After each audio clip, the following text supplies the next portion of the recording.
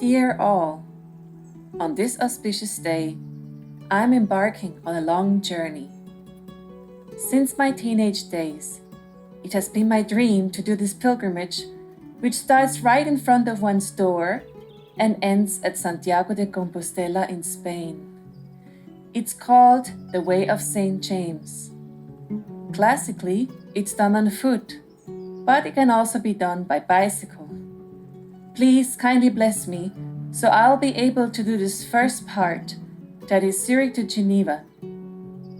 This bicycle has been gifted by my parents for my 12th birthday, 26 years ago, but it's still running smoothly, hopefully.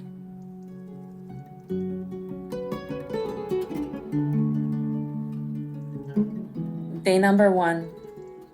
To be honest, I don't have much knowledge about Swiss geography. Although I have grown up here, I have seen much more of India than of Switzerland.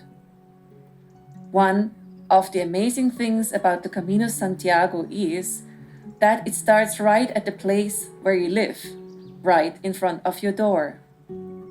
This implies that your surroundings, too, are divine if you manage to take the proper perspective of a God-seeking pilgrim.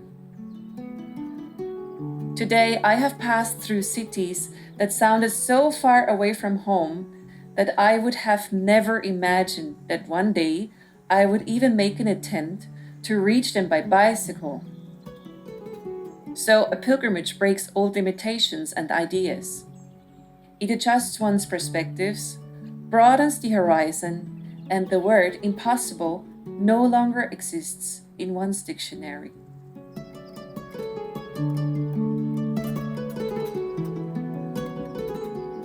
Day number 2. Rain and pain. Then scorching heat and a never-ending route. Strong headwinds and another shower of rain. Today was the day of contrasts.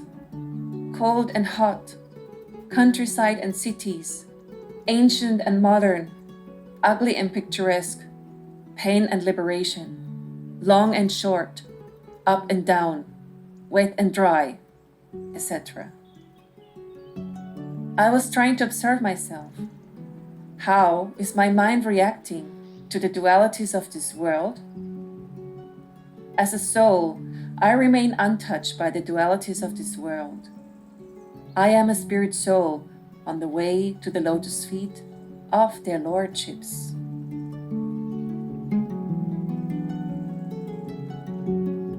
Day number 3. Blessings. I stayed overnight at an ancient monastery. Today happens to be a Catholic holiday called Assumption, the disappearance day of Mother Mary.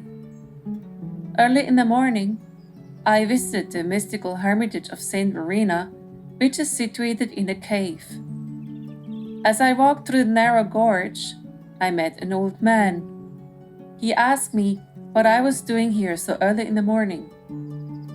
I replied that I was on a pilgrimage and that I came here to meditate. He turned out to be the current hermit who takes care of the place. He kindly showed me around. As we discussed some spiritual topics, we became silent and just looked into each other's eyes. After that, I returned to the monastery. As I entered the church, which was locked with an iron gate like our altars, a nun was on the other side of the gate, preparing something. When she saw me, she came over to me and said, "I was waiting for you." She unlocked the gate and allowed me to enter the prayer room reserved for the nuns. They offered some herbs and fruit on this special day. To my great surprise, she gave me a sanctified apple, which I was so much longing for the entire day yesterday. I even considered stealing one from the trees. Then she showed me the special deities and icons of the monastery. I asked her whether she could bless me. She is one of the last 6 nuns left in this monastery. We both folded our hands. She said a prayer and then drew a cross on my forehead. It was beautiful and divine.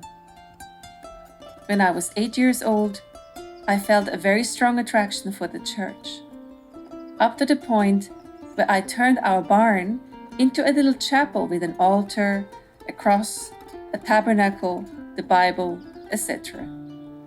I used to spend hours and hours there, kneeling and praying, taking inspiration from the local Catholic Mass that I was occasionally able to take part in. I asked my mother, how can I become a Catholic? My parents, who are down-to-earth Protestants, were not exactly enthusiastic about this development. I feel that the process of Krishna Consciousness has unlocked something incredible within my heart. Devotion for God is a universal principle, but we can only unlock this precious gift by the personal association of genuinely practicing saints and by the mercy of their blessings. Otherwise, we will be locked out, scratching the surface only.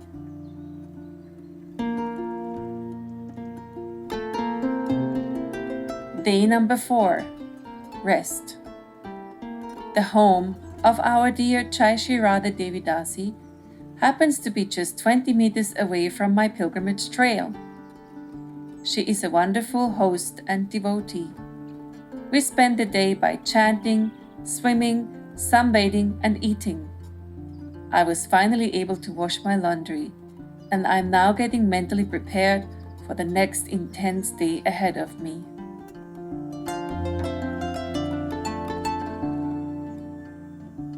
Day number 5.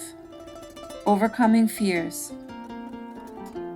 A rainy Monday morning. Didn't see anyone for hours. It seemed like I was the only person left in this world. Having lived in India for so many years has significantly influenced my mindset.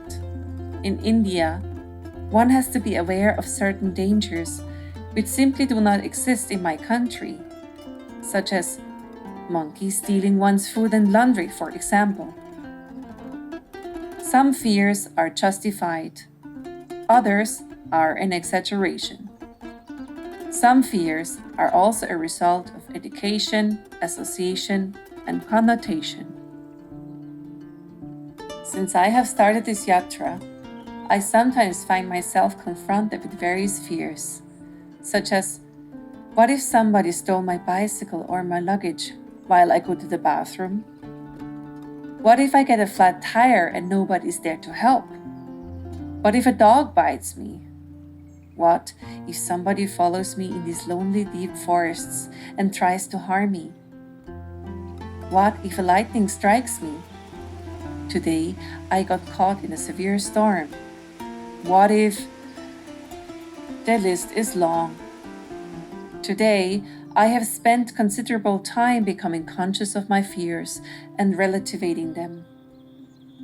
I am deeply convinced that it is necessary for me to do this yatra on my own because I have to make myself dependent on Krishna even more. He is the ultimate protector, and the holy name is the safest place in this world where there is danger at every step.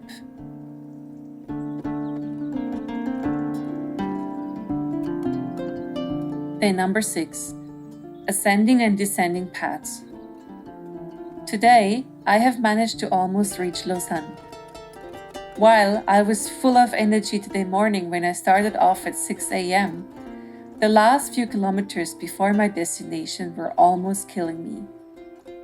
Reason was the scorching heat and the steep sections in between.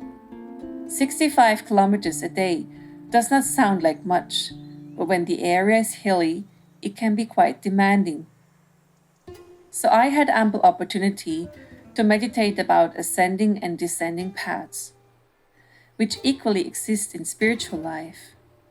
Those who think that God can be reached by one's own efforts only are followers of the ascending path, and those who believe that God can only be reached by mercy and grace are followers of the descending path. Descending downhill is so pleasant. You just sit, enjoy the breeze, and proceed fast. Everyone who goes downhill has a smile on their face and waves at those who torture themselves up the hill. But there is a danger that you might miss the bend, or that you won't be able to stop in time if you're not careful enough. I think we have witnessed that in our spiritual lives. Or maybe we know a devotee who got so much mercy but who was eventually unable to handle it. And how is there descent if there is no ascent? Krishna Consciousness is a healthy mixture between making our own efforts to reach God and simultaneously hoping and praying for the mercy of God. On the way, I have also spontaneously decided to take another route than planned. It was not a good idea. It led to even more steep sections. We can follow the recommended and chalked out path, or we may experiment with other paths. The choice is ours. Krishna Consciousness is based on free will. Our predecessor teachers have shown us the way. If we want to do something else, it's our own responsibility.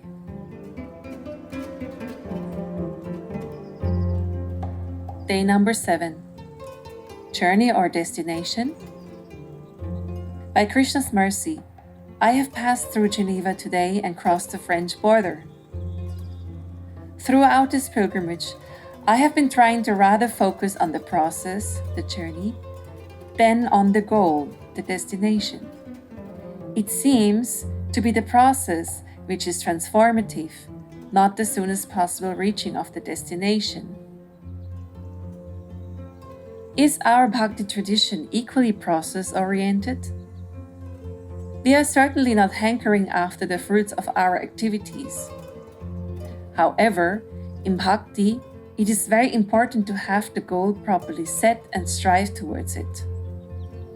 Spiritual practices performed without a goal, without the yearning for love of God, cannot even be called practice.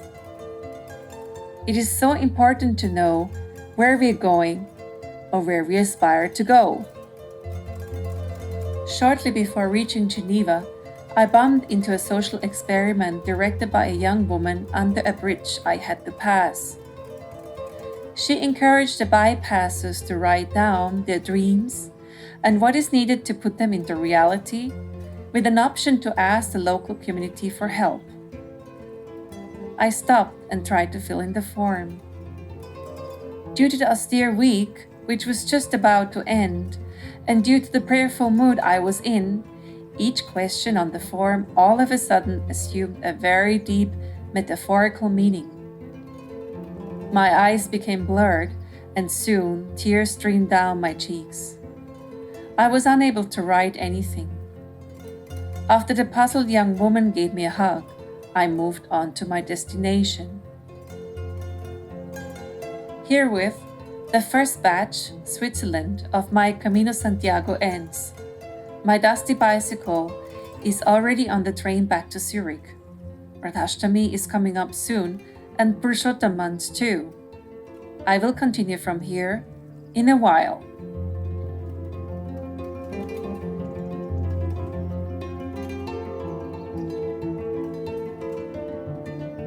After an interesting Purushottam month, I'm back on the Camino Santiago. Tonight, I will stay in Geneva and continue tomorrow morning from where I have left before Radhashtami. There is only a few people who can do the Camino at one stretch. Most pilgrims do it in different stages, as one would do a Dandavati Parikrama of Govardhan in different stages. A few friends have expressed some disappointment when they noticed that I do my pilgrimage in different stages. But there is really no need to be disappointed. In the same way, one continues one's spiritual journey from where one has left in the previous life. It's natural to do this pilgrimage in different stages. There is never any loss.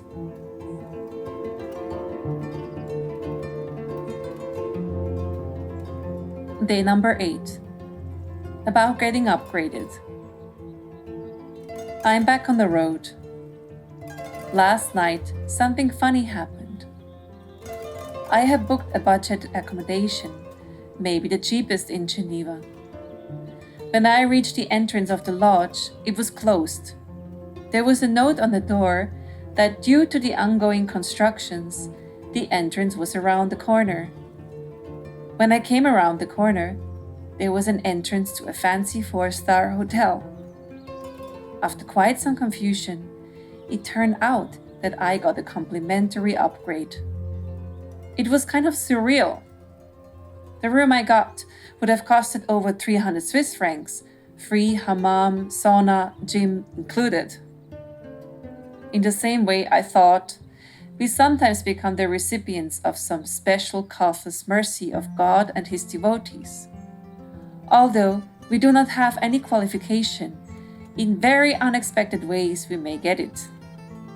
Like Prabhupada said, I have created your good fortune. It's not that we actually deserve it, but He has created it. I believe that whatever happens on the pilgrimage has a deeper meaning.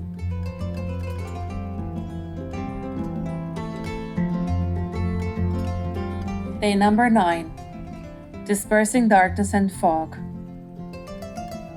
Until 7:30 a.m., it was pitch dark outside and the thermometer showed 3 Celsius degrees. It was foggy and the roof next door was covered with frost. My host suggested that I should leave later. After more than an hour, the sun came out and dissipated the fog. But the fog was following me almost all day long, as it was still lingering in some areas. Today was the first time I decided to put on my blinking lights. Everybody knows how dangerous it is to drive in the fog due to limited sight. In our tradition, we have this wonderful verse how the spiritual master dissipates darkness with his torchlight of knowledge. One aspect of fog or darkness is that it can make one feel lonely and isolated. We can't see, nor can we be seen.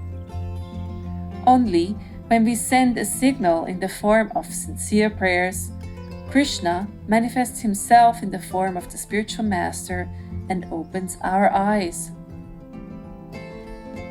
Eventually, it became a sunny day though. When I reached a little town in the evening, where I'm staying over, I realized that the gate of the local church was still open. After a quick shower, I returned to the church. As I entered, it was completely dark. There was only a red hue coming from the eternal flame, which is burning in every Catholic church like an Akhanda Deepak. And some far-out angelic harp music was playing gently from a hidden speaker. It again felt totally surreal. I decided to sit down and chant some rounds in this atmosphere. All of a sudden, the lights went on for a few seconds. Then, the lights went off, and I heard how the gate of the church got locked. As much as I enjoyed the mood in there, I didn't fancy staying in there overnight. I jumped up and ran towards the exit, calling out to the person who was locking the gate from outside. It was a pious lady who was shocked that there was still somebody in the church. This day was truly filled with special sparks, dissipating the darkness.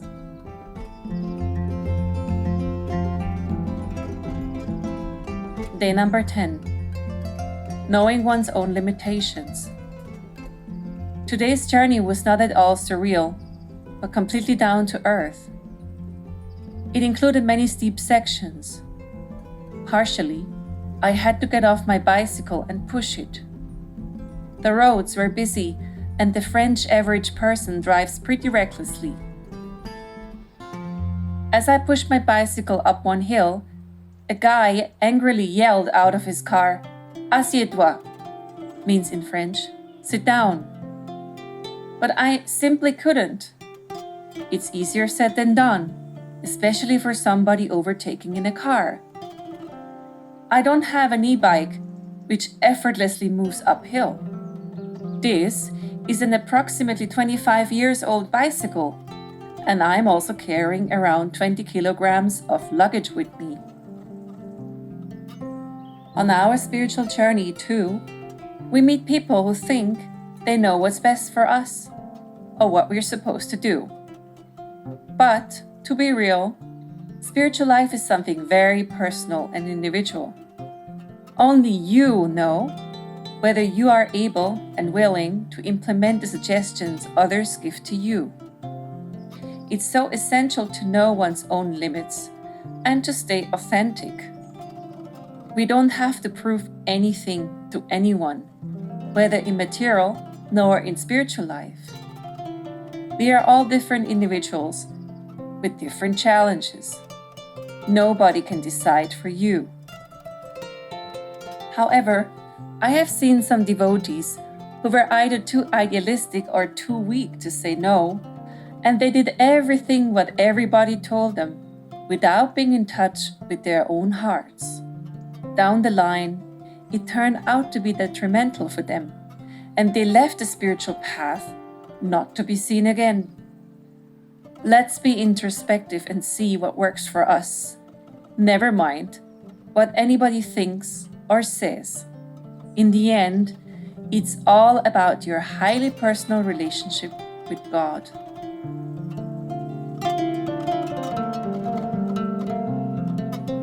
Day number 11. Headwinds. Already at night, I could hear a strong wind blowing outside. It was accompanying me all day long as a nasty headwind, which got stronger and stronger.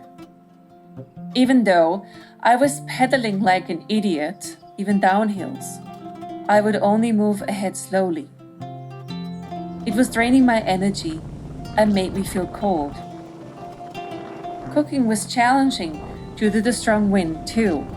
At times, some houses or some trees were protecting me, but as soon as I was again on the open road, the wind blew at me with full speed, no matter in which direction I turned. This scenario reminded me of the onslaught of material nature.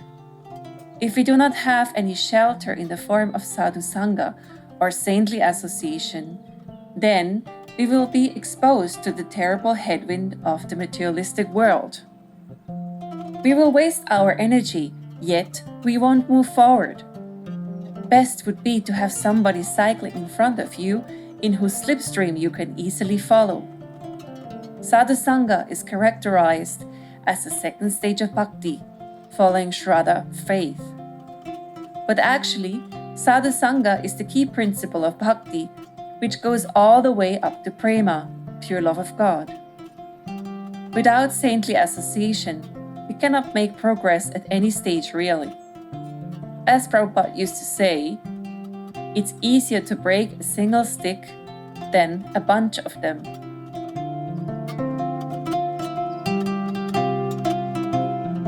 Day number 12. Abandoned. Who says that a pilgrimage is always pleasant? It's definitely not. As I got up today, the wind was still there. On top of it, there was some light rainfall. I was a bit afraid of today's journey because it again looked so steep and especially far. On the way, I ran out of gas for cooking and out of drinking water. Although I'm only a couple of 100 kilometers away from my hometown, this area is so different. Whereas the water coming from any tap in my country is drinkable, it's very hard to find drinking water here in France. Many fountains are turned off, or it says non potable, not drinkable. The little towns look abandoned, almost like ghost towns, and many shutters are closed. It seems to me that half of France's properties are for sale. Even the restaurants are closed, either due to Corona or due to the off-season. The cows, sheep, goats, horses, etc. stare at me with great surprise, like, "What the hell are you doing here?" as I pass by. All of this makes me feel as if I was in a nowhere land, where nobody knows me and nobody understands what I am doing here. It seems that the average French person owns at least one dog, and each dog I pass barks aggressively at me from behind the fence, following me as far as the fence permits.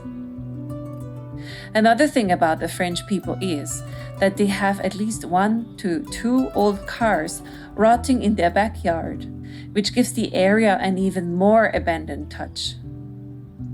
Sometimes we feel abandoned and misunderstood, even in spiritual circles. Especially in this current age of Kali, misunderstandings are so common. In all these confusing times, at least we should not lose faith in our own self, even if others don't understand what we are doing or why we are doing it. Today's journey was so tough, and I was just about to give up and flag down a taxi. I have never consciously seen so many taxis in all my life like today, because every taxi was a potential getaway. However, I decided to stick to my plan. It's important to have faith in oneself and to be patient. You can do it. And you is actually the tiny individual soul. It is so minute, yet so potent. Keep faith.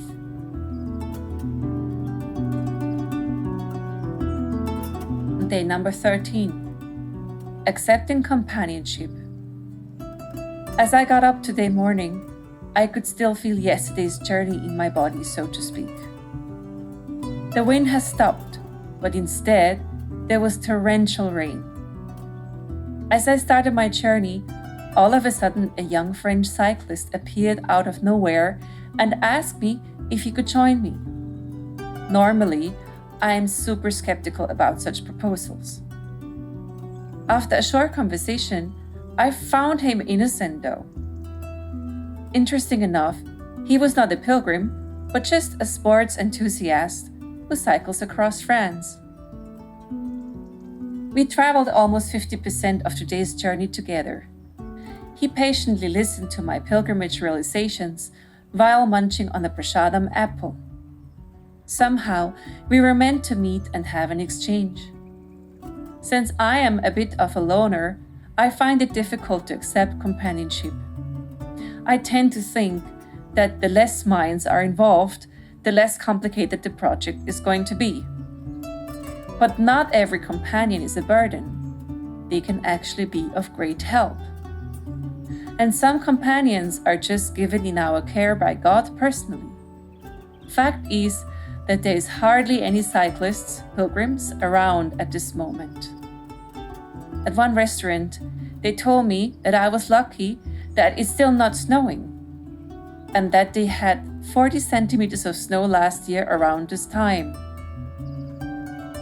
As I slowly approached my final destination of this year, namely Le Puy-en-Velay, the rain stopped and the sun dramatically ripped apart the clouds, almost like in a movie when God appears and talks to his people. I was overwhelmed by the sophisticated church on top of a huge rock and an impressive statue of Mother Mary on top of another rock, guarding this pilgrimage place. Thus ends the second part of my Camino Santiago. It was very intense, but with a sunny and happy ending. If the situation allows, I will continue from here next spring. Thanks to all of you for your emotional support. It was very helpful. Jai Radhe Shyam.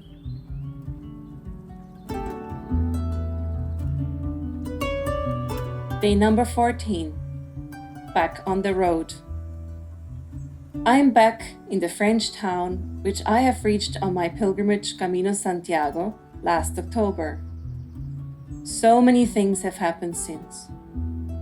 Life is a road, and we are pilgrims on it. Anytime, anything can happen, and anyone can leave us or step into our lives. Life is simply unpredictable, but we have to march forward and not be scared to face all potential challenges. I was trying to book the same accommodation where I was staying last year, but it was occupied. It's interesting how the mind has a tendency to prefer known places and develop attachments towards them. The power of habit and the known. The 6 Goswamis, for example, were sleeping every night under a different tree, and they had good reasons for doing so. Funny enough, this time I got an absolutely fancy vintage apartment over 3 floors for the same price, which makes it now a bit hard for me to get into the mood of a pilgrim though. So here I am back on my Camino. Where there is a will, there is definitely a way. By now, I have covered 600 kilometers and 1,400 kilometers are still ahead of me, along with the bicycle that I got from my parents for my 12th birthday. I just hope it will carry me to Santiago de Compostela. Eventually, it's not about kilometers. It's the internal journey and process which matters. Since my childhood, this pilgrimage has been on my mind. Even as aspiring devotees, we might have certain ideas, projects, which haunt us, and there is somehow no way how to forget about them, or to transform them really. I'm personally convinced that if this is the case, one has to go for it and just do it, because it will be easier to renounce something which one has actually experienced. Theoretical renunciation can be dangerous in spiritual life. Although theoretically I understand most of our Siddhanta tattvas concerning dhammas and parikramas, I just want to do this Camino now, and it really matters to me. It's a once-in-a-lifetime project and helps me see my spiritual life from a different perspective. It's also some kind of reality check. We have a tendency to become complacent in known structures, even if they are spiritual ones. Where do I stand in the development of my spiritual consciousness when placed into a completely different environment? Let's not be scared of such a challenge.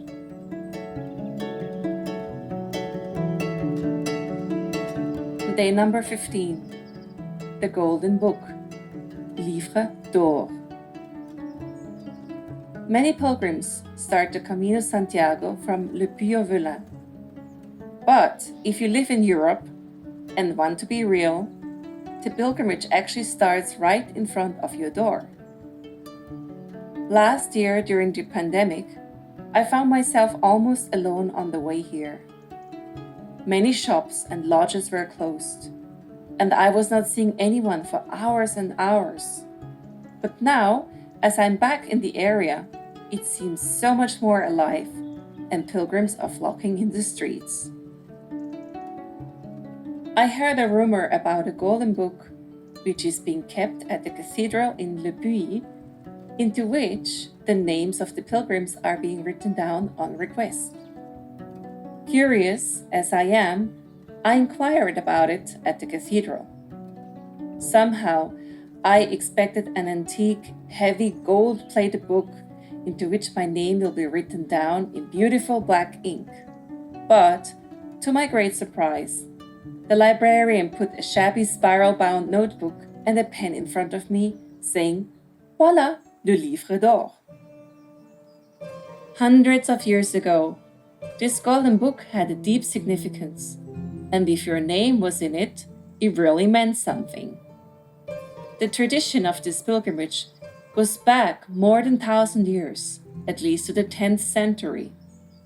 One can imagine how difficult the journey must have been back in those days, during which the roads and the infrastructure were very poor. But these days, this pilgrimage has become so easy and pretty commercialized. And this has happened to many holy places in the world, including Vrindavan Dham.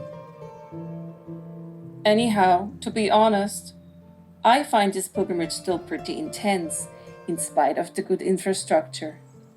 The hot weather and the steep roads are really challenging. On the way, I came across one ancient chapel, which is built into a mountain. A friendly chaplain was receiving me in there, and she put a stamp into my pilgrim pass. When she saw that I came all the way from Zürich by myself by bicycle, she looked at me with wide open eyes and told me that in all the 6 years she was serving at this chapel, she has never met anyone doing that. Then she blessed me. I was surprised to hear that only a few people attend this. Well, it's intense. This is all I can say for today.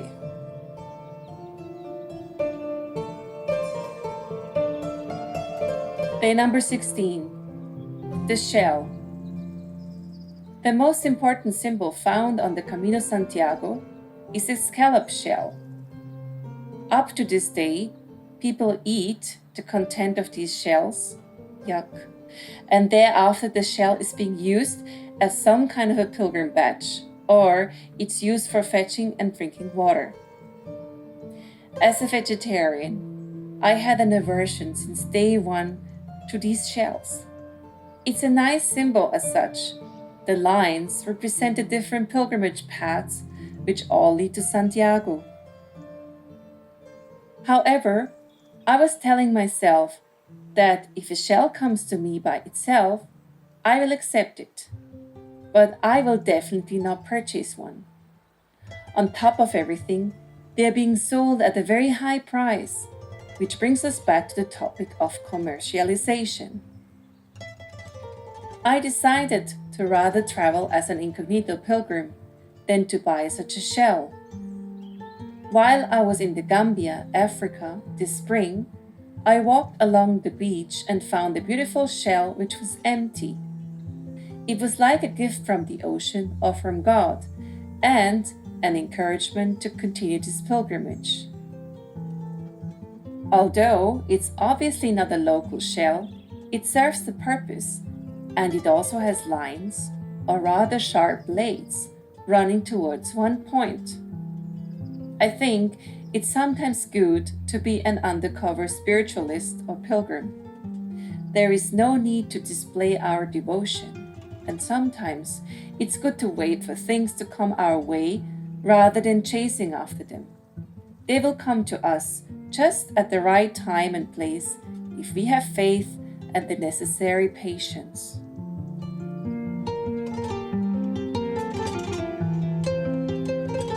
Day number 17. Sacobeo. Have you ever heard about Sacobeo? No worries, I haven't either until a few days back. I found out that this year is actually the year to do the Camino Santiago because it happens to be the special Sacobeo year, which took place last time in 2010. So it's something like a Mahakumbha Mela. And I am impressed by the amount of pilgrims which all of a sudden pop up out of the blue. Things already start getting a bit wild, and I am equally surprised how flexible and easygoing the French are. Last night, I saw a pilgrim taking off almost all of his clothes at the village fountain and washing himself. If he had done so in Switzerland, somebody would have probably called the police. And then, the door of my room didn't close anymore. The place was fully booked, so they couldn't give me another room. The hotel then arranged for a carpenter who came and just took the door with him. So I was basically without a door for quite a while. Whoever has spent some time in India knows how chaotic and incredible things can get there during large religious gatherings. Such occasions are like the sales, but in a spiritual way, spiritual sales. One can get a lot of mercy within these festival days, which is otherwise more difficult to attain. Srila Bhaktivinoda Thakur, one of our great teachers, said that the festivals are the mother of devotion. And it's a fact that during the sales, you see people shopping who are otherwise not shopping all year round. But if there's a special discount, everyone is running. So this seems to be happening here also with this Sakubeo. I am just wondering how things will become 1 week down the line when I will reach Spain, by the Lord's grace.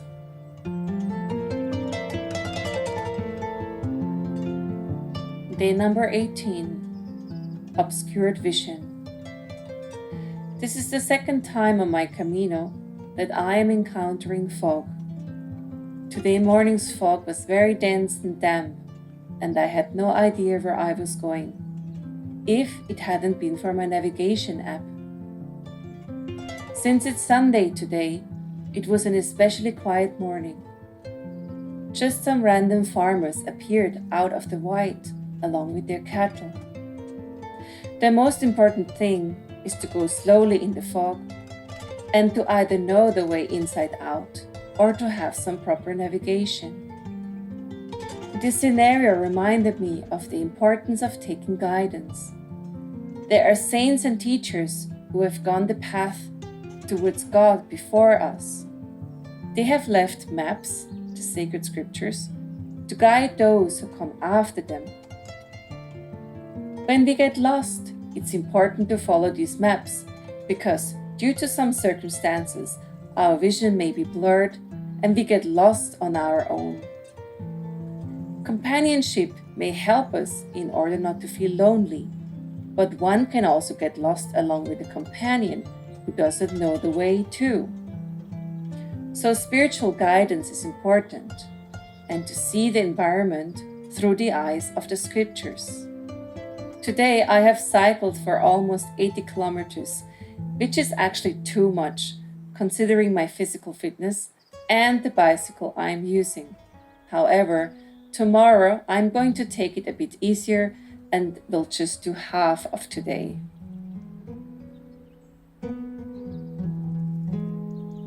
Day number 19, Hypocrisy.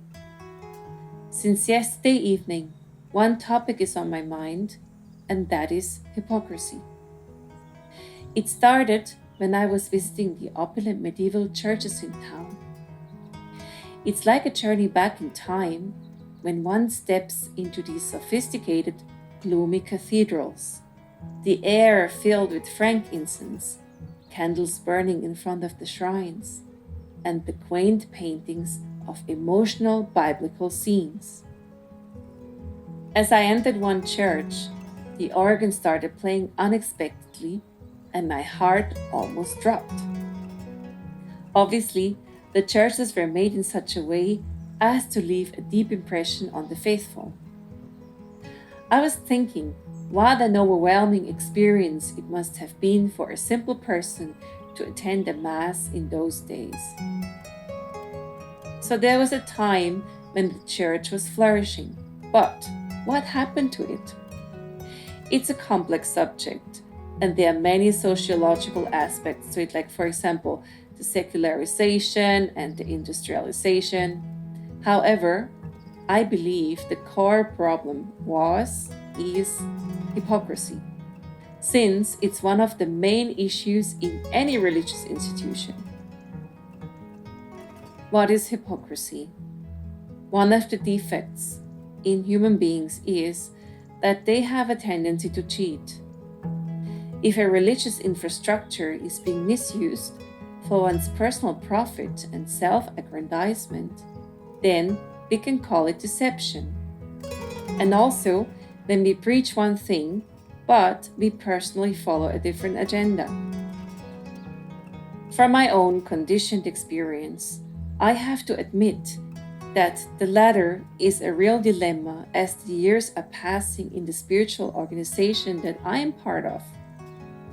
Because let's say for the first 10 years, I was very enthusiastic and strict. However, as the years are passing, I start seeing things differently and got more relaxed about certain points. Considering the fact that many people have left our movement due to having put themselves too much under pressure, I think it's maybe not bad to just carry on in spite of my shortcomings. I find our philosophy still the deepest and most joyful that I have ever come across, and I'm feeling inspired and truly happy about it. But I am not perfect, and I certainly don't aspire to be some kind of a role model.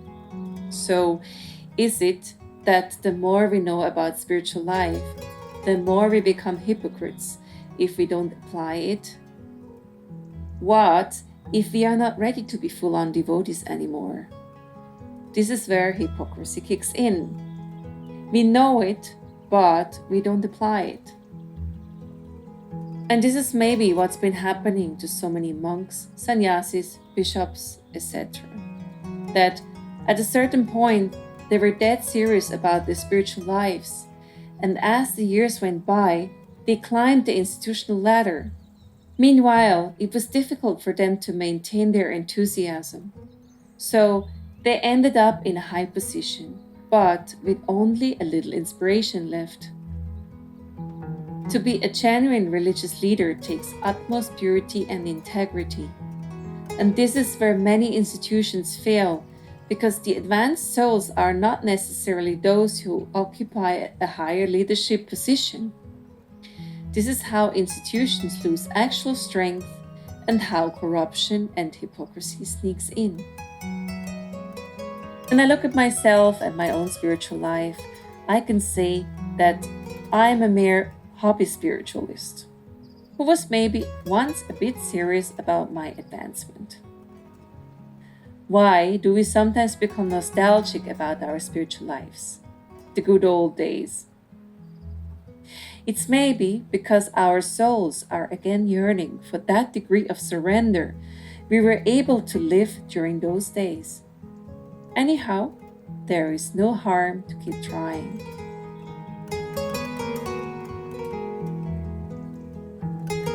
Day number 20. Arrogance. There is an unspoken hierarchy amongst the pilgrims here. The highest are those who do the pilgrimage on foot, followed by those who do it by normal bicycle.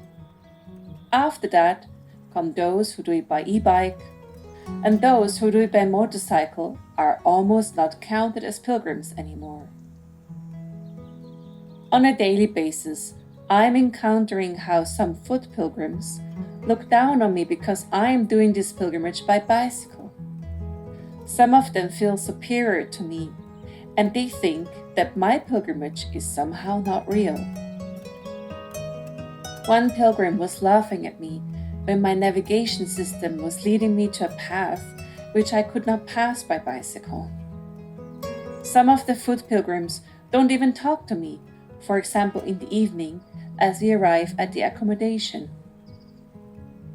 One pilgrim said that my pilgrimage was not complete because I haven't passed through such and such place. However, one foot pilgrim in his 80s, who is now doing the Camino for the 13th time and has also been to Tibet, told me some mature words. He said that everybody has their own way. His way is not my way, and my way is not his way. And the real Camino actually starts once we reach Santiago. I interpreted it in such a way that once we go back to normal life after returning from our pilgrimage, it will be all about applying our realizations in everyday life. Haven't we in our immaturity also looked down on other pilgrims or devotees in general? I remember Mayapur Mandal and Braj Mandal Parikramas. It was written on the diploma whether we have completed them with, without shoes. Those who completed them without shoes were considered superior to those who have completed them with shoes. What do we know about other people's life and their spiritual advancement? Who are we to judge? And why are we so judgmental at times? One thing is for sure, and that is, as long as I feel proud of my spiritual accomplishments and look down on others, I am actually still standing on square number 1.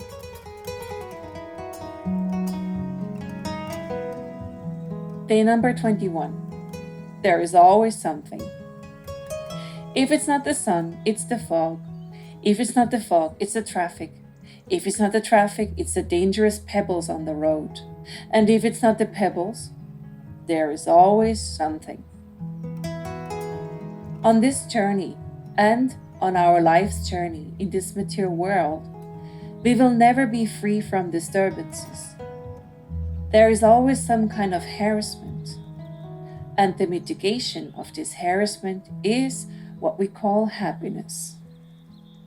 My poor old bicycle is having some issues since yesterday. By driving over a bump, the back wheel got a bit deformed. Today, I was literally going out of my way to get this fixed. But at the workshop they told me that this bicycle is too ancient and that they have no spare parts for it. I have brought along an extra tube in case I'll get a flat tire. But I really didn't expect this kind of problem coming up.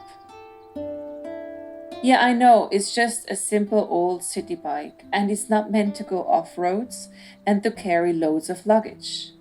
Anyhow, there is always something. One of our teachers put it so beautifully. All circumstances are favorable for our spiritual advancement. We cannot blame the circumstances if we don't advance. We have to tolerate all adversities which might come our way and just keep going, focused on our eternal goal.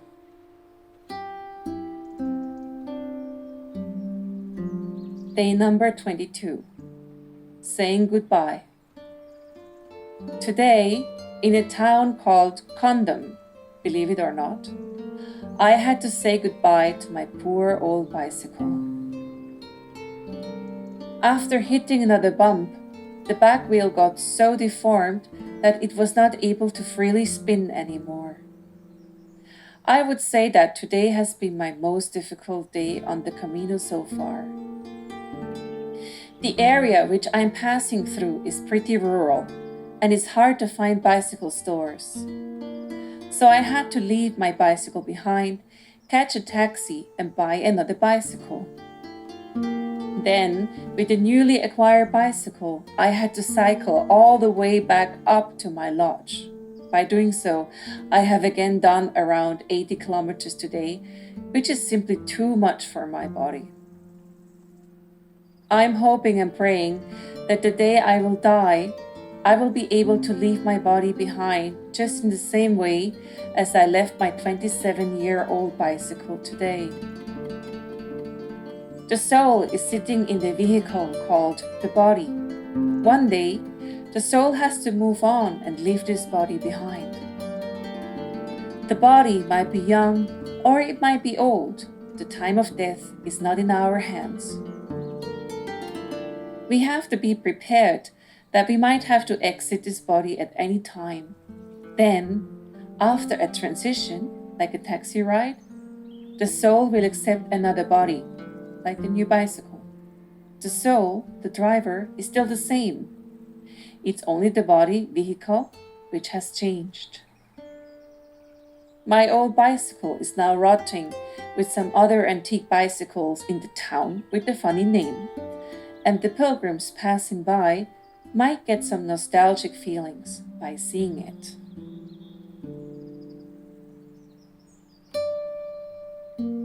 Day number 23. Simple living. Today morning, the sun was rising, as if nothing happened yesterday. Since a couple of days, I've been wanting to write a post in glorification of a simple lifestyle. Not quite sure if today's the right day to write about it either, because I'm riding a brand new bicycle and I happen to stay over in a resort with a swimming pool. Well, there was no other option in the area. But anyhow, I find it amazing how little is actually required to survive. All we need fits into one single bag. Most of the pilgrims are carrying even less than me, because they are not bringing along any cooking utensils and puja paraphernalia. Life can be so incredibly simple and basic, and I find it so liberating. A soap, a towel, a toothbrush, some clothes, that's more or less it. More and more people in the West get interested in a minimalistic lifestyle, that is, to only own the bare essentials. Less is more. It's a fascinating trend because we have a tendency to accumulate stuff and to identify with things we think they belong to us. But the truth is that nothing belongs to us. Things are only given in care to us. The real owner of everything is God, and if we think we own something, it's actually just bloating our ego. The worldly possessions are temporary because we cannot take them with us when we leave from here. In India, I had the chance to witness hundreds and thousands of wandering monks. They only keep one bag with their belongings, and they're moving through the innumerable holy places while they beg door to door. Obviously, this lifestyle is not for everyone because the monks also need a door to knock at and people to donate to them. However, from the core of my heart, I feel deeply attracted towards such a lifestyle. The less I own, the happier I am, and my life is all meant for God.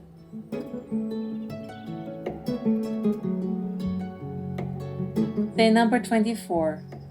Service attitude. Today, for the first time on my Camino, the car stopped and the driver asked me whether I needed anything. Although it was again a 70-kilometer ride with many ascending and descending roads today, at that moment I didn't require anything. It's wonderful to see, though, that even in this place and age, some people have an understanding of what a pilgrim is doing, and that she might need to be served. Yesterday at the resort, for example, they just washed and dried all my laundry for free, and I was really grateful for that. Then, another lady gifted me her own charger because I forgot mine somewhere on the way. And I have never paid for any air or bicycle repair on the way so far. They just did it as a favor to me, which is so unusual here in the West. In many holy places in India, the locals are so eager to serve the pilgrims because they know that they will receive blessings from the pilgrims and get a tiny bit of the spiritual benefit which the pilgrims are attaining on their more or less austere journey.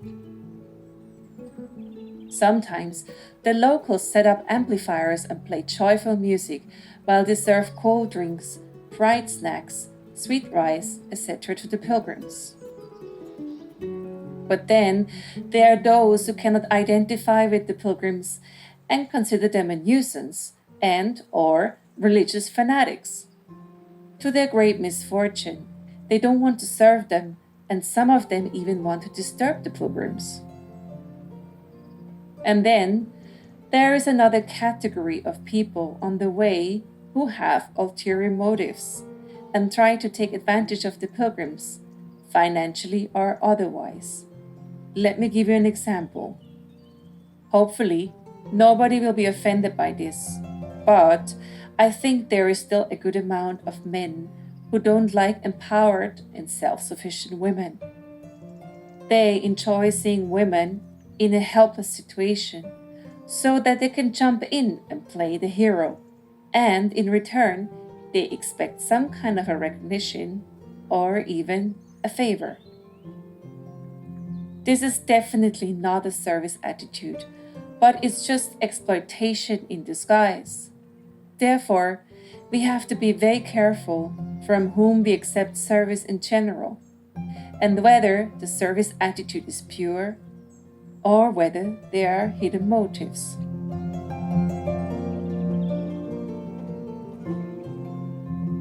Day number 25. The best view comes after the hardest climb. Today on Balaram Jayanti, I finally managed to reach the border. I'm going to stay 2 nights in this town called Saint-Jean-Pied-de-Port before the Camino will lead me to Spain. As I'm approaching Spain, the roads get worse, the accent becomes noticeably different, and the physiognomy of people's faces is changing, and the names of the places gradually sound pretty Spanish. I don't know where the Pyrenees exactly began on my way, but it seems like 2 days ago when the area started becoming a bit hilly. And today I find myself in the middle of them. It's Nietzsche who said that he who climbs upon the highest mountains laughs at all tragedies, real or imaginary. While pushing my bicycle up the Pyrenees today, I was able to identify with this statement. In fact, I have mainly taken up this pilgrimage because of the challenges I was going through in the past 1.5 years. Gradually, as time is passing and as I'm progressing on this pilgrimage, my heart begins to heal. The best view definitely comes after the hardest climb. We then manage to see things from a higher perspective, and everything down in the valleys looks so tiny. It's good to keep moving and view life from another angle. Tomorrow, I will take a day rest in order to prepare for the last leg of my pilgrimage.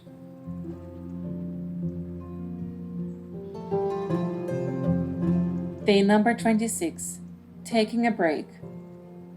Finally, I was able to sleep in today until 7:30 a.m. Still feeling yesterday's journey in my body. One good way to prevent aching muscles is to daily overdose on magnesium. But if you physically overdo your body, even magnesium won't help. If anyone had asked me to cycle to Spain just for fun, I honestly wouldn't have been able to motivate myself. It rather sounds like a crazy idea. However, since this is an ancient pilgrimage trail, the journey and its hardships turn into an experience of a completely different dimension. The small border town is flooded with tourists today due to some festival. I'm not able to spot that many pilgrims, and it's a weird feeling to all of a sudden find yourself amongst throngs of tourists after all these days of solitude. Their vibes are just so different, somehow fun-oriented. I'm not saying that my pilgrimage is not fun, but it definitely has an austere and profounder side to it. And I guess this is how pilgrimage is supposed to be. Now I'm gearing up for tomorrow.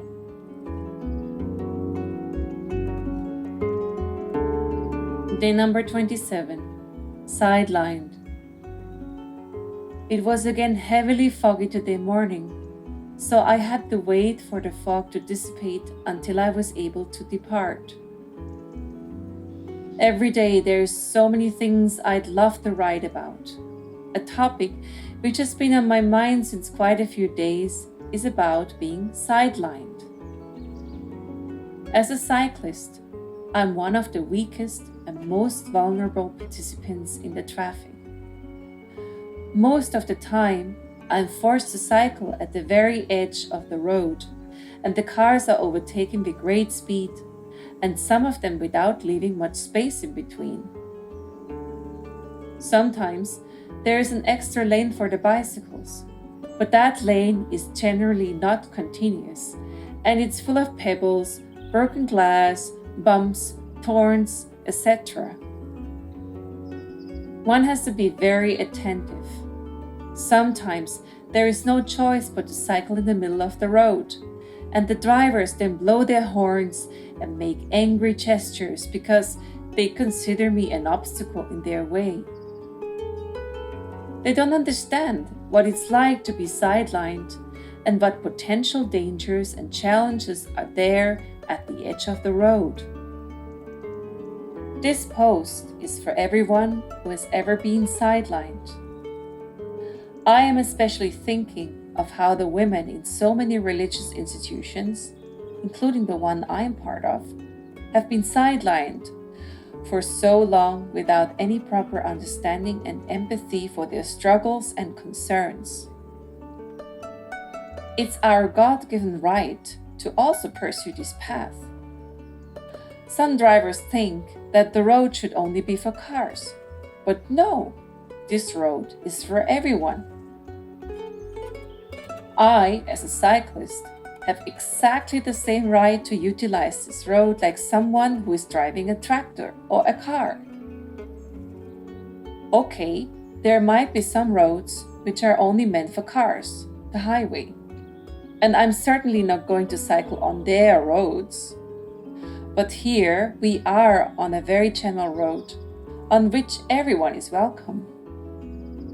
In fact, the car drivers should be especially careful and protective of the weaker. If they knock over a cyclist or a motorcycle, they will be punished by law.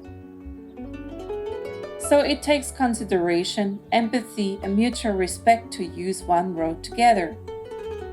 If everyone contributes his/her part, it works out. After all, this road is not a race. Everyone travels according to their own capacities. Let's leave behind any competitive thoughts, such as the survival of the fittest. Such ideas are archaic and backwards. Let's be like a family and help each other progress on this road.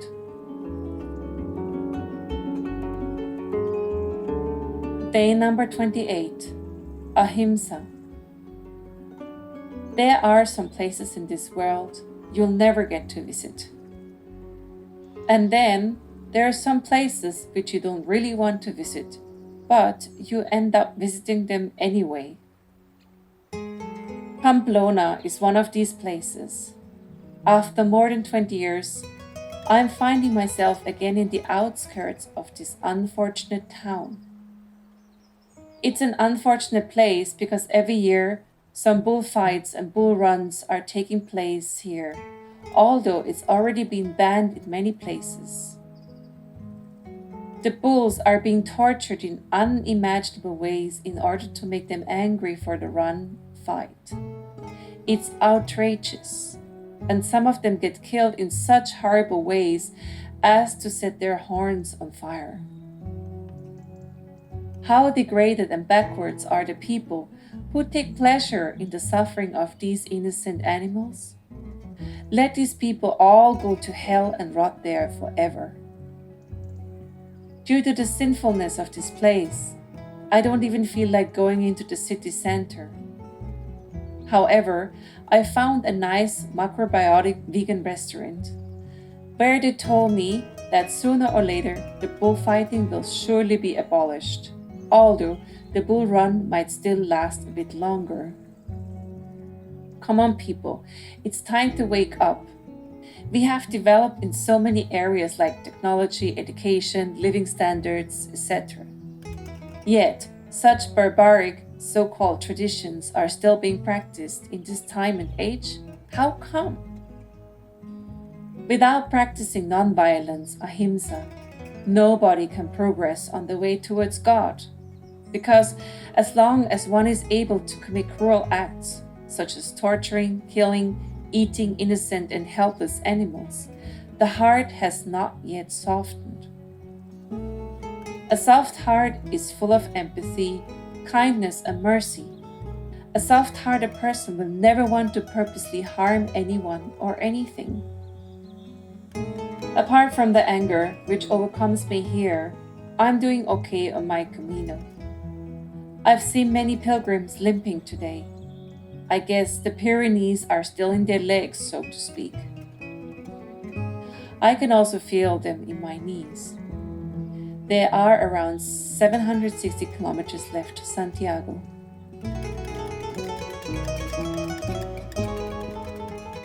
Day number 29.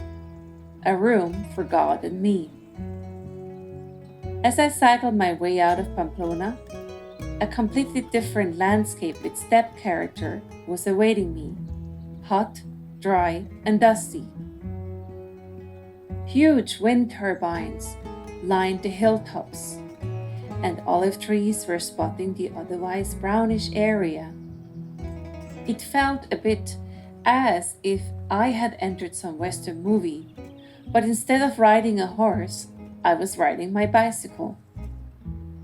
And the culture of the locals is noticeably different from the French. In fact, I find that within Europe, the Spanish are those people who are maybe most similar to the Indians. They talk loudly on the phone. They move in families and groups and just make noise. They spontaneously sing. They want to talk to you all the time. They slam doors. The men urinate in public. They're very sociable and somehow lighthearted. And they simply ignore the traffic rules. Isn't it just an amazing phenomenon that the hotter and the southern a country is, the more easygoing its people are? Generally, I always book a room for two on this journey because the rooms I get in this way are more spacious but cost the same as a single room. Many times upon arrival, I get asked where the other person is who is traveling with me. Today, upon checking in, I told the receptionist that the other traveler is God and that he will be staying with me in my room tonight, which holds true since I have my shaligram with me. Talking about God straightforwardly on this pilgrimage is absolutely no problem because everyone is either tuned in or has a habit of dealing with religious people. The next question was funny. Do you want to have a king-size bed or two single beds? To me, it feels liberating to be in a country where things are more relaxed. I will write more about this topic later since it's something which has been on my mind a lot recently. For now, I wish you all a good night.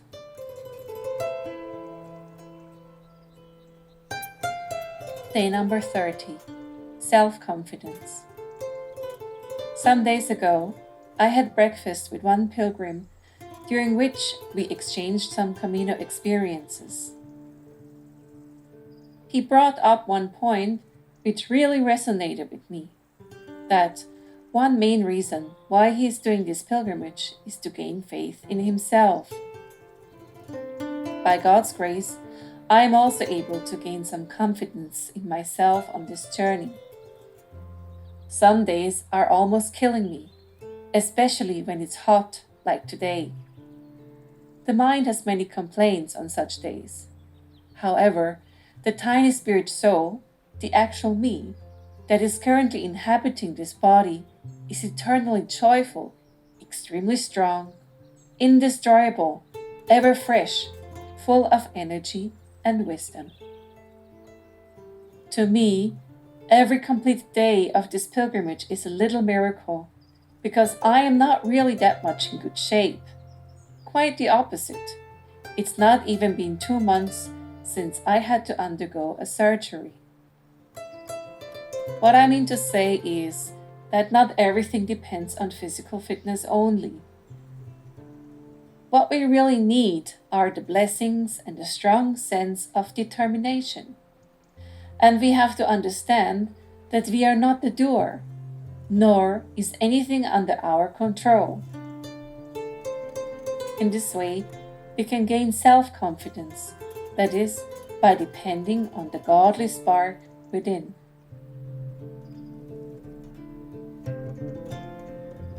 Day number 31.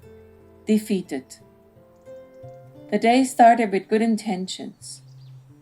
I woke up very early and was on the road while it was still dark.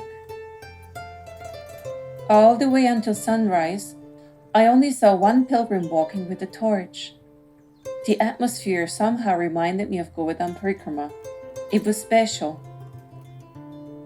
My body was giving me troubles since I got up. Red itchy eyes, 3 happy days, joint pains, a sunburn, etc. Anyways, I was pretty determined to just rough it out, following my meditation from yesterday. After around 25 kilometers, my arms became numb and I somehow had no more strength to lift them. It was weird because after all, I'm not using my arms that much on this pilgrimage. This is when I understood that if I want to stay safe, I need to take a break immediately. It's dangerous to keep cycling with numb arms because it actually becomes difficult to navigate the handlebars. A God-sent Viman appeared not much later and beamed me to today's destination. On one hand, it felt like liberation. On the other hand, I feel defeated by my body, who didn't even allow me to do half of today's itinerary. Anyhow, sometimes the body has its own way of throwing tantrums, and there is no choice than to attend to them. I have cycled for more than 900 kilometers, right across the Massif Central and the Pyrenees in the past 2 weeks.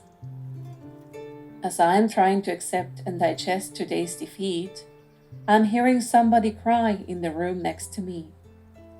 I guess I'm not the only pilgrim who is struggling today. We are all spiritual beings having a human experience. It's pretty humbling though.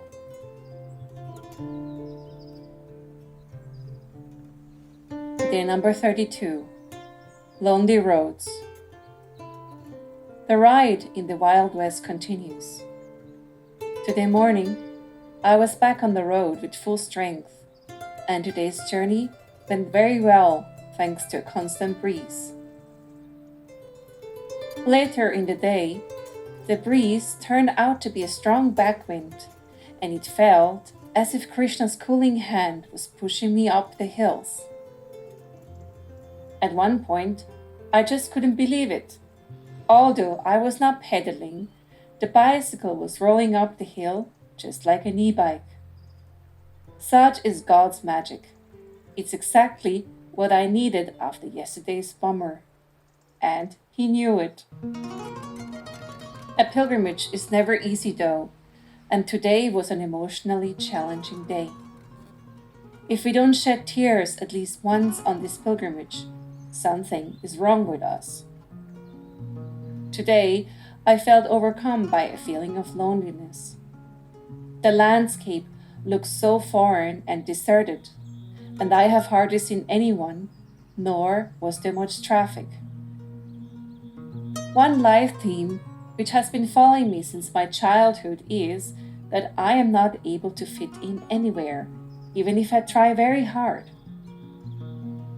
My way is somehow different from others. Just like, for example, now on this Camino, I'm doing things differently from most of the other pilgrims. When I feel convinced about something at heart, I'm not able to compromise just in order to comply with social norms. I'm really not doing it on purpose, nor am I trying to be rebellious. It's just that if I compromised on my inner truth, it would make me feel deeply unhappy and unfulfilled. So this is why the road of my life is sometimes very lonely. I'm just so grateful for the priceless training I got in Krishna Consciousness so far, in spite of my waywardness. It's encouraging to know that we all have an individual relationship with God. Yes, I want to surrender at His feet, and He always makes a way.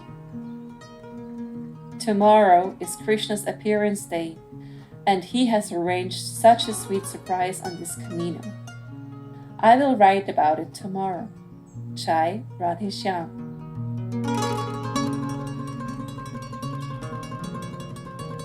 Day number 33. Krishna loves you 108%. Some days ago, one Spanish devotee contacted me because he saw on Facebook that I'm doing the Camino Santiago.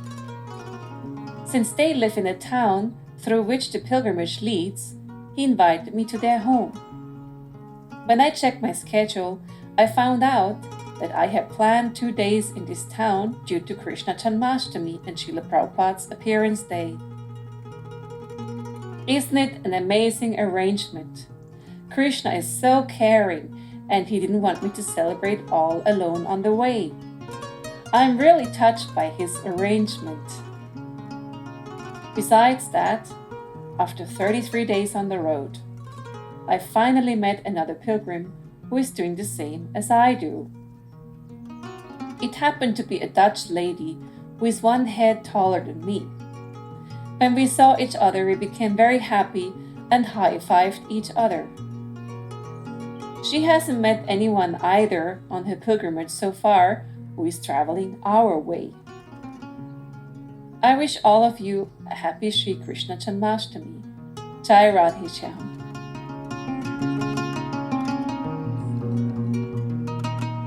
Day number 34.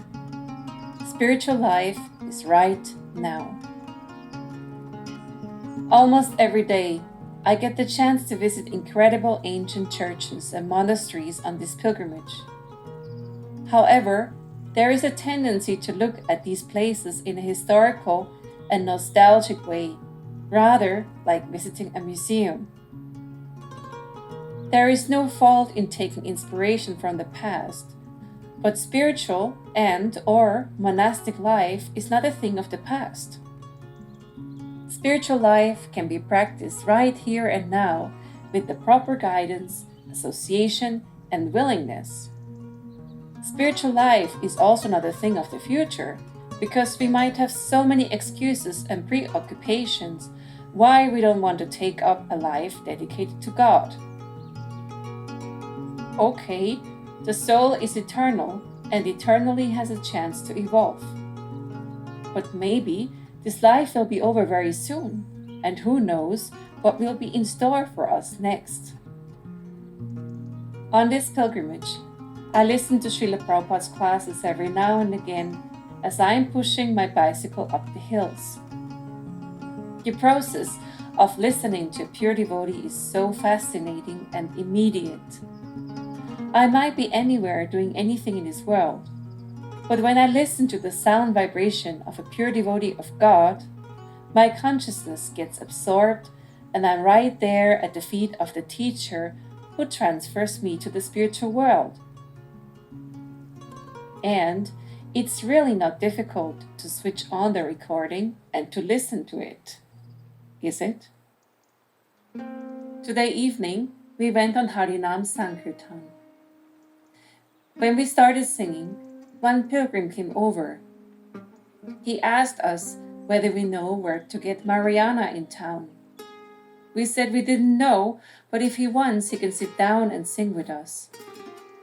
He sat down, and after the first kirtan, he expressed how great and relaxing it feels to sing with us, and that he could feel it all over his body. All glories to Srila Prabhupada.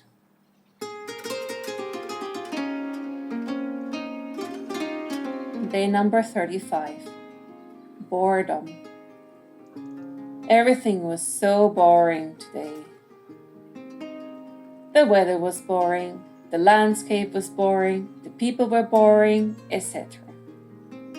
Last night, it's been raining on and off, which is good for nature and for the pilgrims because it was previously so hot and dry. However, one single day of rain doesn't change much here scenery-wise. It's basically all just different shades of brown. Tiny villages with 20 inhabitants, cow dung-covered houses, tractors and straw bales, wilted sunflower fields, grumpy farmers, pilgrims I've already seen some days back who managed to overtake me because I've taken off 2 days. Don't we all know this moment on God's road, which is so monotonous, dry and simply boring? always the same prayers, always the same songs, always the same old faces, the same philosophical points. Today, it just became unbearable, especially the pin-drop silence in between the villages. This silence feels like a heavy weight on my heart and makes me somehow melancholic. Thanks God that I have a good music collection on my phone, such as old school, slightly dissonant Punjabi Bhangra, some cool reggae, some jolly African music besides kirtans and lectures. As children, we would always make fun of the Japanese tourists who hike in the Swiss mountains with their radios, radio hikers, we would call them. Today, out of utter boredom, I also became a shameless radio biker. It's okay, the main thing is to keep going. Tomorrow will be another day.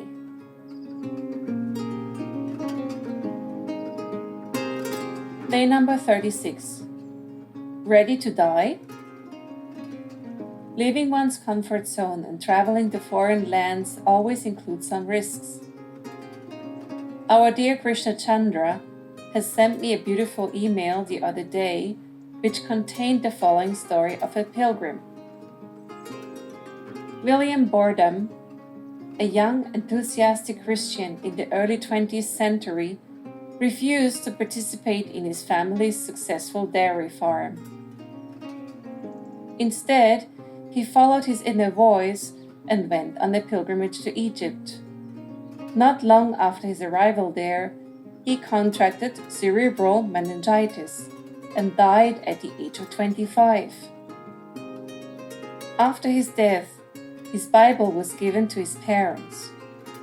On the first page was written, "No reserve," without any reservations, and "No retreat," no way back.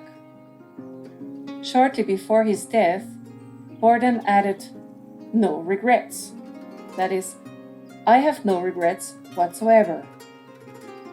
He didn't want to get money and influence with the help of his family. All he wanted was to follow and serve the inner calling.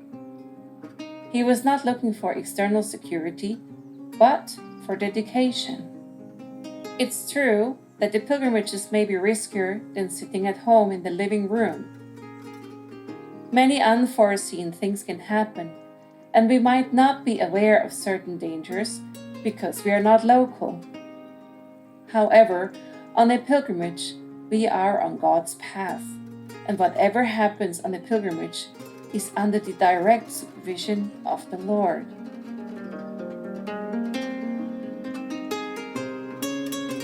Day number 37. Small pin, big consequences. Today happened what I thought would happen much earlier. I finally got a flat tire. Fortunately, I was able to get the tube exchanged in the next town. Not only did they fix my wheel, but they also replaced the rear brake pads. We found the small pin which caused the tire to deflate, and it was so ridiculously tiny. This made me think. As we walk on the spiritual path, we might commit some offenses. They might initially look very insignificant, but later on, they might turn into something major. I'm thinking of offenses against people who have dedicated their lives to God. Those people who have surrendered their lives to God are very special, even if they might not be 100% perfect. In one of our songs, it says that the devotees are very near and dear to God's heart. If we happen to offend one of the devotees who is close to the Lord's heart, we are actually directly hurting God's heart. And what will happen next? The mercy will stop flowing and our spiritual progress will be checked. The only way to fix this is to glorify the devotee whom we have offended. We have to be so careful not to hurt anyone, especially not those who lead a life in dedication to God. It's very easy to find faults. But have you ever tried to lead a full-time God-conscious life for a longer period? 5 years, 10 years, 20 years, 50 years. It's not so easy as it initially seems, and everybody has their own personal baggage to deal with. If you don't happen to be in a leadership position, why are you worried about anyone's shortcomings? Try to see how everybody is better and more advanced than you. That will keep you on the safe side.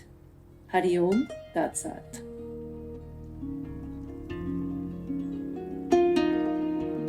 Day number 38. The Iron Cross.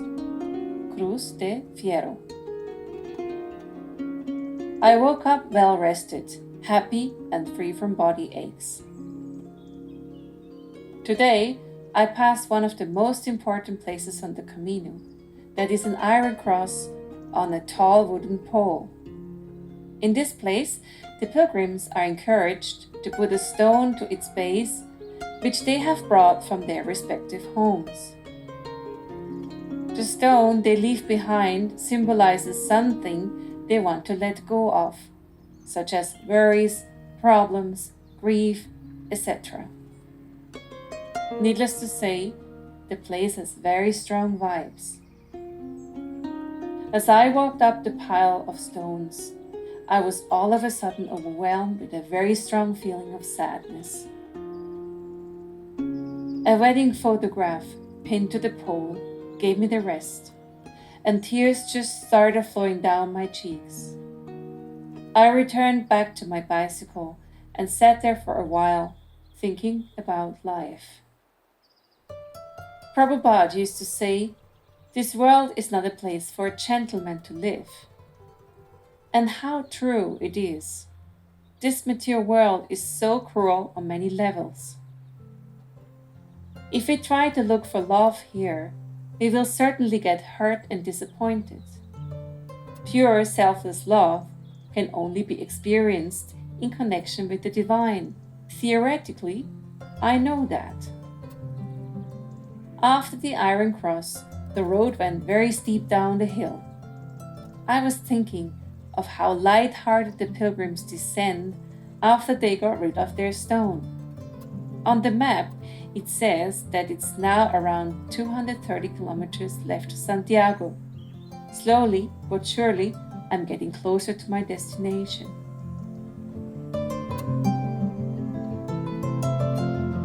Day number 39. Where is my home? For some people, this question is very easy to answer. They say that home is the place where they have grown up, or the country in which they were born. For me, however, it's a highly complex topic with so many layers to it.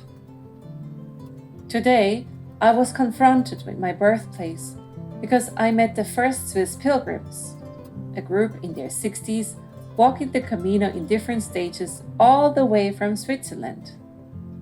The Swiss are really unique when it comes to fitness and fearlessness in old age, I must say.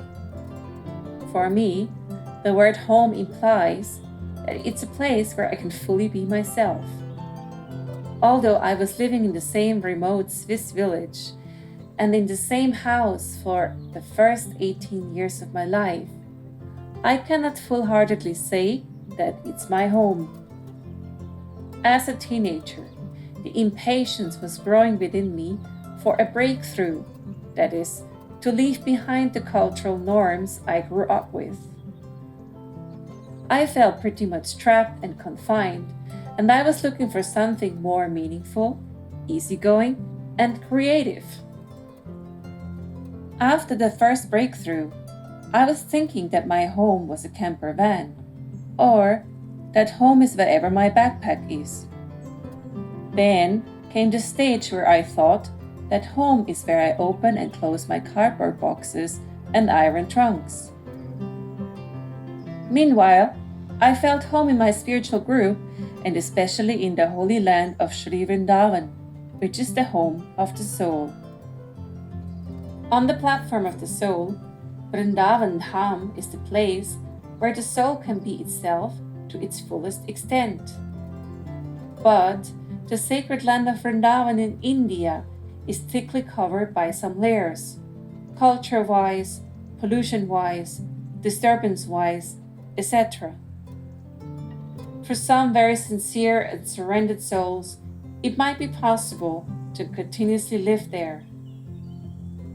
A lot also depends on the association and on the service one is engaged in, and maybe also on the way one has been brought up. Once, during Purushottam month around 14 years ago, on a hot afternoon in May, I went to take bath in the sacred river Yamuna. There was hardly anyone on her banks.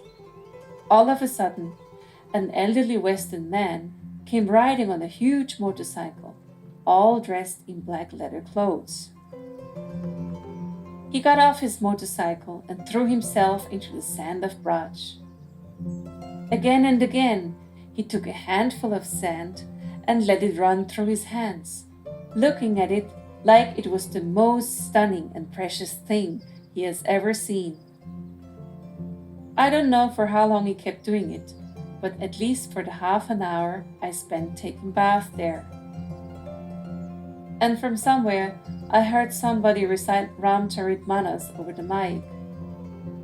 This incident left a very deep impression in my heart, and every now and again it surfaces my mind.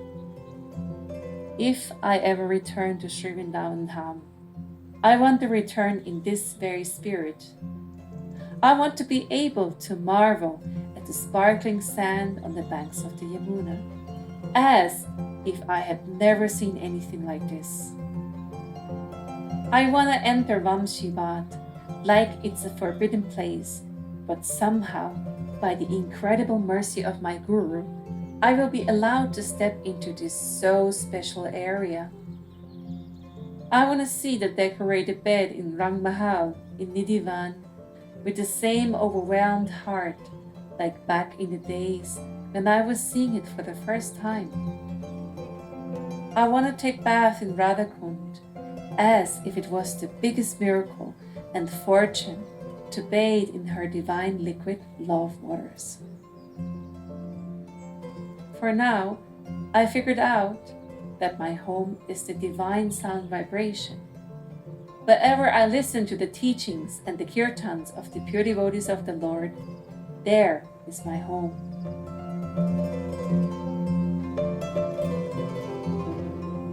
Day number 40. Where is my home? Part 2. Yesterday, I started describing how I perceive home. It's in fact a huge subject matter for me, and it has been internally building up over the past few months. So I decided to write more about it today. In astrology, there is a method of looking at the placement of Ketu and Rahu in one's chart. And according to their placement, we have certain lessons to learn in our lives.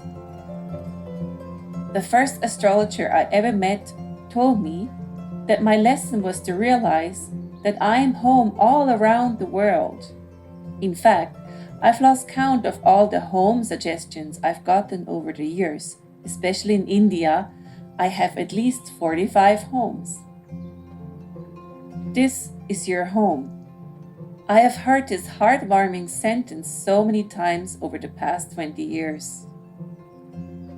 If we have the guts to get our DNA analyzed, we will find that it's a mixture of so many different ethnic groups.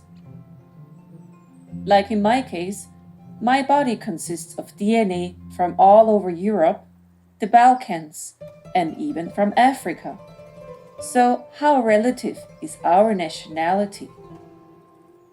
On this Camino, I see people carrying the flag of their respective countries. It's maybe entertaining, a little bit like soccer. However, I wouldn't be able to carry a Swiss flag on my back because I simply don't feel Swiss.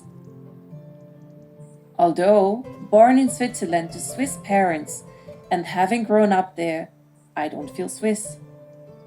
And I think in this age of mobility and globalization, we have to give up the idea of nationalism, because it's an artificial idea which only exists in the minds of people. Let's be real. Human beings have been moving, that is, migrating since time immemorial.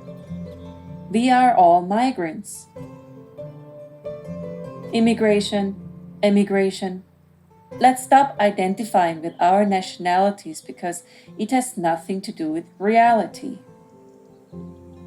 And we are no failure either if we don't build a house in or near the town we were born, have 3 kids, 2 cars, and a huge TV.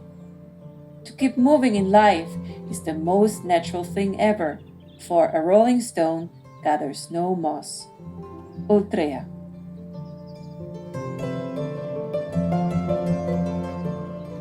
Day number 41. Not feeling well. Today is the first day on my pilgrimage, on which I am feeling seriously unwell. Headache, vomiting, cold sweat, again vomiting, and more vomiting. I was looking forward to today's journey because it would have been so much easier than yesterday's. Sometimes, when we think that something is easy, it becomes suddenly very difficult. My body only wants to take rest and nothing else. It doesn't want to drink, nor eat, nor move. It only wants to sleep. Somebody suggested it's probably due to the water that I have taken from some fountain. Maybe. It's just such a bummer that this happens shortly before reaching my goal. On the other hand, I should be thankful for all the days I was in good health and able to travel exactly as planned. It's normal that some things don't go according to plan, especially on long and intense journeys like this one. Please pray for me that I will be able to move on normally tomorrow. It's 94 kilometers, which separates me from Santiago now.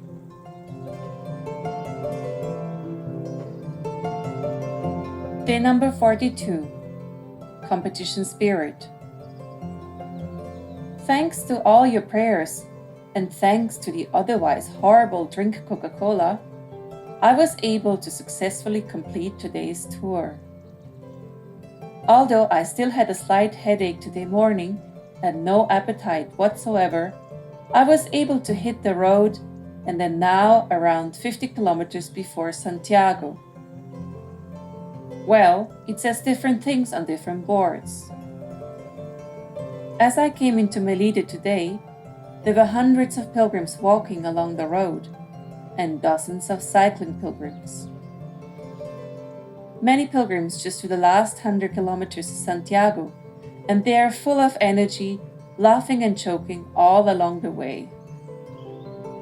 The other day, when my tour covered 1,100 altitude meters up hills, and then again 1,100 altitude meters down hills, I became witness to a certain competition spirit amongst a few bicycle pilgrims. Some of them literally tortured themselves up the hill, as if they were glued to the saddle. I must admit that on this day, I was particularly missing my old city bike, which had 21 gears, because my new bicycle has only 7 gears. But I realized that most of the time, I was just a couple of minutes slower by pushing my bicycle up the hill than those who forced themselves to keep seated on the bicycle. It didn't really make that much of a big difference. What is it? I wondered. Who are they competing with? And why can't they admit any weakness and just push the bicycle if they are tired? What is the race for? A pilgrimage is never a competition. All of us have been brought up with certain ideas what it means to be successful. In my case, I was participating in Nordic skating races during my childhood. It's a highly competitive sport, and I remember the pressure during the weekends when the races took place. I am sorry, but where is the happiness in such a competition? It's simply stress for the physical and emotional body of a child. If I had a child, which most probably won't happen in this life though, I would teach her or him that successful means to unlock one's creative potential within, to be oneself, to help others, and to believe in God.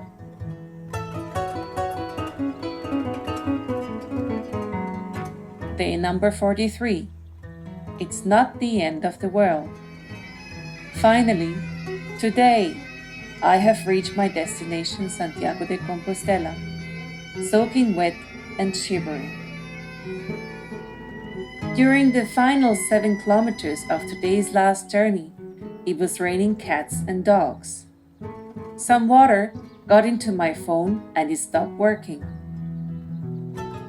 I'm trying to treat it with a hairdryer and will leave it in a bag of oatmeal overnight, but so far, it unfortunately hasn't come back on. Hopefully, I will be able to add some pictures to this post later on. Today's journey was maybe the most difficult one of the entire pilgrimage. I happened to take an extremely remote route because I wanted to avoid the overcrowded pilgrimage track. Although the scenery was beautiful, I didn't feel safe. There was nothing. No restaurants, no people, no nothing. Then, one car followed me and the driver tried to chat me up. But as soon as I started taking pictures, he drove away with an enormous speed. However, I was quick enough to take a picture of his number plate and I managed to report him to the police. So, here I am in the place what people thought to be the end of the world some hundreds of years ago. When you have a look at the ancient maps, this is where their world ends. Sometimes in life, we find ourselves in an emotionally overwhelming situation in which we think that it's the end, that there are no other options, and there is no land in sight.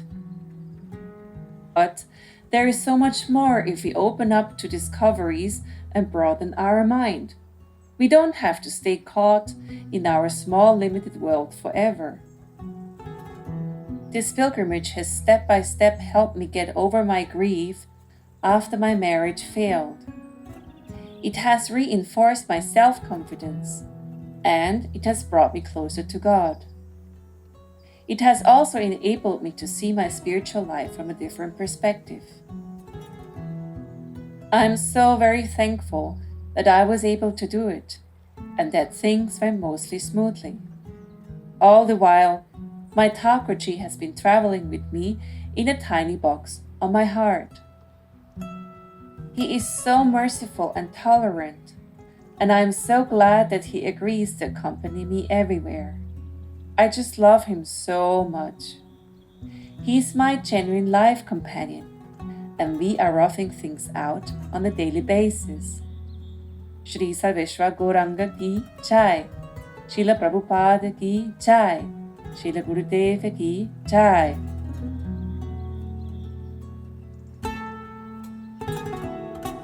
Day number 44.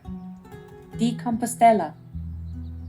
Today morning, after standing in the queue for more than an hour, I was able to get my certificate for the completion of this pilgrimage. I've cycled for more than 2,000 kilometers in about 40 days, as incredible as it sounds. If I had gone east instead of west, I would have reached Turkey by now. The first leg of my pilgrimage was from my home near Zürich to Geneva, approximately 300 kilometers. Then, the second leg was from Geneva to Le Puy-en-Velay, approximately 300 kilometers. The third leg was from Le Puy to Saint-Champier-de-Port, 600 kilometers. And eventually the fourth leg was from Saint-Champier-de-Port to Santiago, 800 kilometers. An elderly pilgrim told me that back in the days, this pilgrim certificate, also known as Compostela, was instrumental in getting employment in Spain. That's why many students went on the Camino after having completed their A-levels. And my phone fortunately started working again. To not have a phone while traveling was a real challenge because these days a lot depends on the phone. Google Maps, QR code scanning, digital boarding passes, WhatsApp, taking pictures, etc.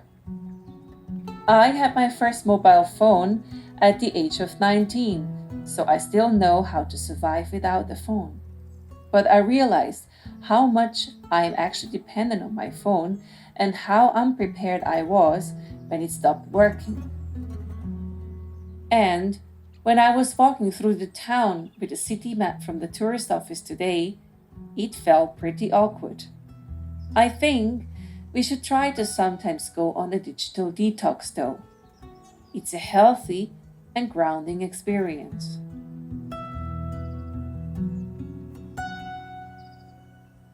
Day number 45. Where is my home? Part 3. Previously, I have written about the topic home on this pilgrimage. As I'm traveling back to Switzerland tonight, I wanted to add a third part because there is so much to say about it. I am aware that many people dream of a home of their own. However, one of my personal nightmares is to own a house and to be stuck there for the rest of my life.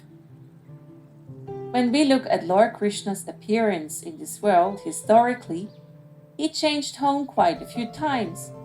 Gokul, Nandagram, Mathura, Dwarka, etc. So, God himself has, only from a historical point of view, different homes. I cannot emphasize enough that to keep moving is totally normal and natural. There is nothing psychologically wrong with people who don't want to settle down for good. In the Bible, it says, "For we know that if the earthly tent, which is our house, is torn down, we have a building from God, a house not made with hands, eternal in the heavens." Jesus also said, in a nutshell, that we are in this world, but not of this world. Everything is temporary in this world. Even if we build or buy a house and live in it for 100 years, sooner or later, we will have to leave it. My observation from the hospital is that those patients who own a house and are about to die talk a lot about their houses. All I can say is that I definitely don't want to end up dying while thinking of a house. For me, landing in Switzerland goes hand in hand with a certain game over feeling. I don't know how many times I've landed in Zürich in the past 20 years with this kind of feeling in my heart. It's a bit like having played a computer game, lost all the points, then the screen turns black, all keys are blocked, and it says, "Game over."